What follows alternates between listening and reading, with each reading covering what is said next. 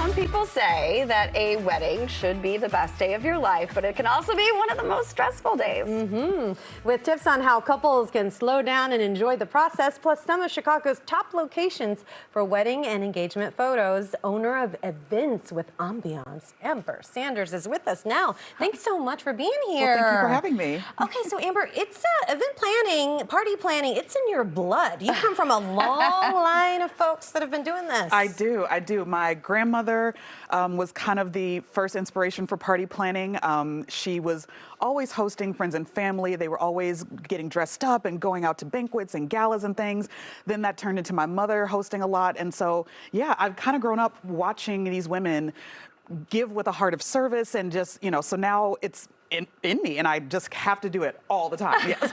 You love it, and you're the expert, so we're hoping you give us some expert tips here today. Absolutely. I think people are so tired of just the same old places, the same places we go. What do you think are the top spots to do? Let's start with engagement pictures. Where can we be doing those now? So engagement pictures, and especially for couples in Chicago, a lot of couples are loving going outdoors, utilizing any spot where you can see our beautiful skyline. Any option that they have that means something personal to them is also great.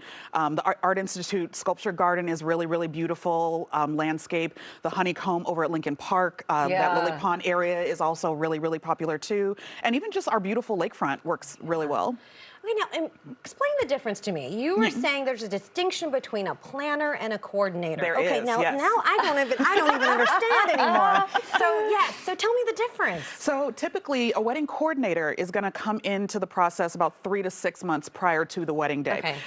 Typically, a wedding coordinator is hired by a couple who has done a bulk of their own planning. They actually liked being involved in the process, and they really just want somebody professional to come in and handle the logistics up until that up and through the wedding day. Whereas a wedding planner, typically 12 to 18 months out, and they are literally handling all of the exact process, the tastings. Maybe they're going dress shopping with the bride. Maybe they're sourcing out all of their vendors that they need, and really involving themselves in the process alongside that couple. Beautiful. So if you're a planner and you're telling someone what are the best places to go to get married. Oh, goodness. So many of them now, are they even booked already? Like, I feel like everybody's talking about how everything's booked. I would definitely say that if you are a couple that is engaged and you have a specific date or weekend in mind, start reaching out right now, okay? Just don't wait until the last minute.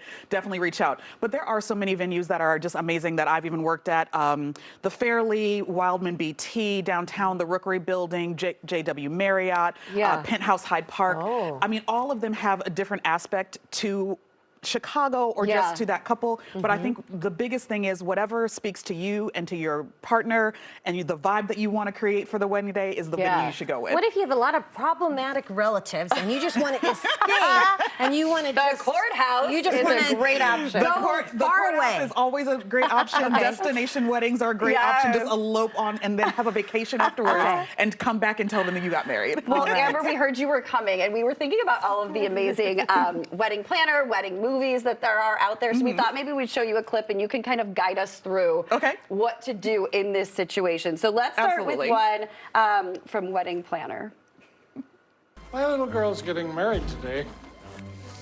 I remember her graduation from nursery school. When she was a little girl. Oh, I remember. Like it was yesterday. Who are you? I'm the wedding planner. So you have to come prepared. Yes, absolutely. What kind of people do you deal with at weddings? The craziest. I mean, I've dealt with all of them. You have the aunts who think that they are the mother of the bride, and so they want to have input.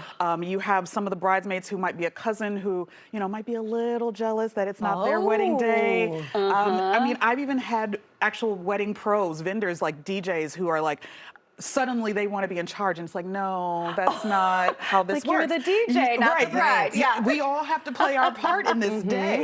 But I will say that, yes, there have been parents who, and I get it, it's in an overly emotional day, it's an overly emotional time.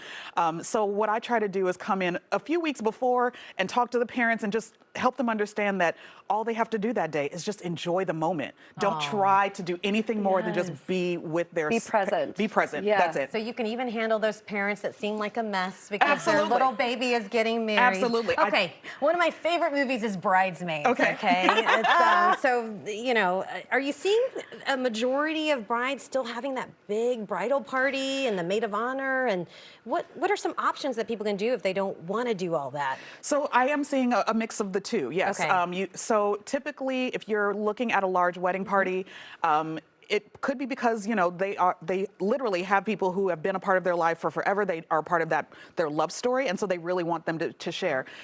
If a couple is like, you know what, there's too many of us, I just don't want to do that, what I'm typically seeing is they may have just a maid of honor best man stand up at the ceremony and have maybe a friend give a reading or, you know, give a blessing during the reception. Find a way for them to still be involved, but not have to stand up with them at the ceremony if they don't want to. Oh my gosh, Amber, thank you. I couldn't do your job. Thank you very much. Yes. You can contact Events with Ambiance at the number on your screen or by heading to their website. I want to convince Sarah to renew her vow so I can be a bridesmaid. That's my goal. Let's go. Hey, I'm always game for a party. I'm good with that.